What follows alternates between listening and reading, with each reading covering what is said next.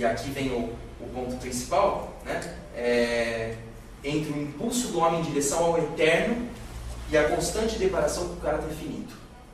Isso é um dos temas que está na tragédia clássica, né? Aquiles, né, quer ser eterno, e Tétis, sua mãe, fala: para você ser eterno, você vai encontrar a morte em Troia.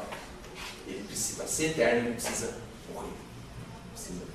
Então, esse desejo do homem, eu não digo nem de viver para sempre, mas de não acabar. Né? Não sei, muita gente não quer viver para sempre, a gente não quer que acabe. Né? A gente inveja, como o próprio Camus diz, aqueles que vão continuar vivendo. Né? A gente quer, da mesma forma que vão continuar vivendo, a gente quer ainda sentir o perfume das rosas, né? o banho de mar, a gente quer adiar o confronto com a morte. Né? E a gente se depara com ela, é um fato. Ademais, entre a inquietação, que é a própria essência do homem, né? Ou seja, o homem é uma criatura inquieta por natureza, e a incapacidade de saciar as suas inquietações. E aqui o exemplo clássico: Deus. Né? Deus vai para sempre um problema, porque você nunca vai ter a resposta certa. Deus existe, está lá me esperando do outro lado. Né? Você pode até acreditar, mas é uma aposta. Ele falou umas calmas, tá? Você está apostando, de repente Deus está lá, de repente não. Vai saber. Tudo bem? Está dando para mais ou menos claro? Bom, então, no fundo, o absurdo, ele nasce das nossas exigências por racionalizar o mundo, por ser familiar ao mundo, né? Por, como diz o próprio Camus, por tornar em termos humanos tudo que a gente vê, e o fracasso disso. Né? A gente não obtém respostas suficientes do que a gente quer responder, e a gente não consegue se completar no próprio mundo. Né? Bom, e como surge o sentimento de absurdo? Para Camus, o sentimento de absurdo, ele surge tal como uma contemplação. Né? Ele nasce de uma experiência. E aí, para quem gosta de literatura, né, a Clarice Lispector, né, é mister fazer essas contemplações do absurdo. Né? Aquela dona de casa, né, que, por exemplo, terminou de limpar toda a casa, esperando os filhos chegar, e existe aí uma hora entre o término da limpeza da casa e a chegada dos filhos. E nessa uma hora ela tem que ficar às voltas com ela mesma, pensando sobre qual é o sentido da vida, né? Por que eu estou aqui? E aí vem o problema. Né? Então, segundo o Camus, nós vivemos a nossa rotina como que embriagados, como que numa espécie de sono. Então você vai tocando a vida, você acorda, você vai trabalhar, né? Ele mesmo tem uma descrição, ele fala acordar, bonde, né? Ele tomava bonde, né? A gente vai de ônibus, né? Sei lá, pé, qualquer coisa, carro. Então acordar, bonde, 4 horas de trabalho, bonde, almoço, bonde de novo, mais 4 horas de trabalho, bonde, volto para casa, assisto televisão, durmo, acordo de novo. Então você vai tocando a vida, né? E você vai adiando esse questionamento. Ele não está presente, você vai vendo como se tivesse uma espécie de sono.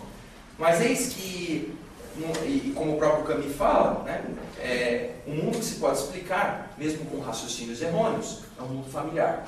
E lembra, a gente tem essa necessidade de familiarizar com o mundo. Então, você, por exemplo, adere a uma religião, né, ou uma explicação, você vai obtendo ali alguma coisa que explique, que dê um sentido para a vida, e vai tocando meio que sem se preocupar. Mas, segundo o Camus, existe um momento que aparece o porquê, e aí tudo ruim. Existe um momento que você questiona, né, o sentido da vida, você contempla a crueza do mundo, a indiferença do mundo para com você, né, e você contempla precisamente o absurdo. E essa contemplação ela pode se dar de maneiras diversas. Né? Por exemplo, sei lá, você está estendendo roupa no varal, isso aconteceu comigo. Né? Você está estendendo a roupa no varal, de repente você olha para o céu, né, e você vê aquela coisa gigante, estrelas, astros, né? E você percebe, como o Pascal percebeu, que você é poeira cósmica. Você é um pedacinho de nada infinito. E aí você fala, qual é o sentido da vida? Por que eu estou aqui? Né? Ou então, outro clássico exemplo, né? Alguns gostam desse exemplo, outros não, né? Você olha para um bebezinho, né? Você fala, nossa, né? Que lindo essa criança. Ele vai morrer um dia. Vai acabar, né? Ou seja, existência é finita. Né? E aí você se depara, mas qual que é o sentido de uma coisa tão bela, né? Tão terminar, não é mesmo? Então, como mais uma vez aqui eu cito uma crítica da obra de Camus, a Rita Barbara, né? Ela diz o seguinte: a vida dos homens consiste num incessante trapacear, um infidável mascaramento do absurdo. Sob esse registro, considera Camus que vivemos para o amanhã, para as expectativas futuras, característica imanente ao homem moderno, cuja consciência alimenta-se de projetos, sejam eles sociais ou subjetivos. Não obstante o hercúleo esforço de injetar esperanças em horizontes que não se sustentam senão pela frágil credibilidade humana, né, o absurdo irrompe inexoravelmente. Quando menos se espera, a monótona sucessão dos dias e das atividades rotineiras pode ser sacudida por uma interrogação visceral. Então, o que é esse viver para o amanhã, né, que Camus detesta, né? Ele fala que o homem vive para o amanhã. Né? A gente vive naquela assim, puta, eu estou aqui, é uma merda, né, trabalhando, não sei o quê, mas no final do ano eu vou para a praia. Né? Tipo, aí eu vou, naquele momento eu vou me libertar, vou me divertir. Né? Ou no futuro, eu vou trabalhar a vida inteira, no futuro eu vou comprar uma casa que vai ser confortável. E a gente vai criando uma ideia idílica, assim, uma espécie de sonho perfeito, né? Que a gente põe lá no futuro para a gente esquecer do agora. Né? Tem um filme, não sei se já assistiram Colateral, que é um pistoleiro que ele entra num táxi, não sei se já assistiram esse filme. E aí ele contrata o taxista para levar ele em certas viagens que ele vai matar, assim, que é um pistoleiro, ele tem que matar pessoas. E aí existe um contraste entre o pistoleiro, que é o cara que está ali vivendo no limite, assim, né, matando gente, tal, vivendo a vida no último, e o taxista, que é aquele cara que vive a rotina. E eu acho muito interessante que o taxista, ele tem um postal de Aruba, aquela praia linda, né, que ele deixa como chama que coisa do carro, você sabe, aqui eu tenho coisa aqui. Aí toda vez que ele fica triste, ele abre aquilo e fica olhando Aruba, né, fica, um dia eu vou pra Aruba, né? Fica sonhando. E o cara tira ele, fala, meu, você é um idiota, cara, vai pra Aruba agora, eu tô aqui fazendo o que eu amo, né? Entende, né? Então o Camus joga com isso, né? A gente está o tempo todo adiando e criando na nossa mente espaços de uma vida perfeita que está no futuro, né? Quando, na verdade, justamente esse trapacear, que ele chama, né, se viver no sonho ou viver na crença, para ele também é uma forma de fuga, não só a crença religiosa, mas para ele a ciência é uma crença também. Sabe esse taradinho por ciência, assim, que a ciência explica tudo, eu racionalizo tudo, eu explico, eu provo qualquer coisa, né? Então, isso também é uma fuga. Mas eis que chega um momento que ele contempla a vida na sua crueza, né, no seu absurdo, na sua falta de sentido. Bom, e para Camus, o grande problema do absurdo é que ele é um fato insuperável. O que ele quer dizer com isso?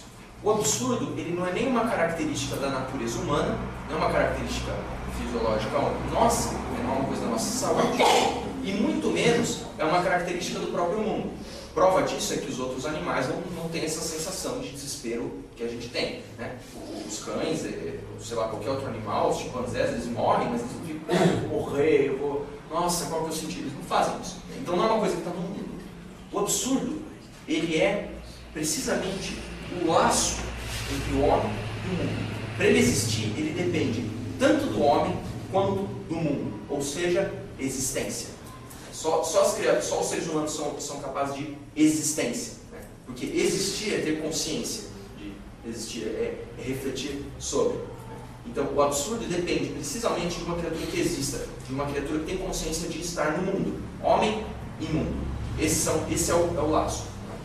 E para Camus, precisamente o absurdo é uma coisa que não pode ser superada jamais, nem por nada. E é precisamente daqui que vai nascer a tragédia dele.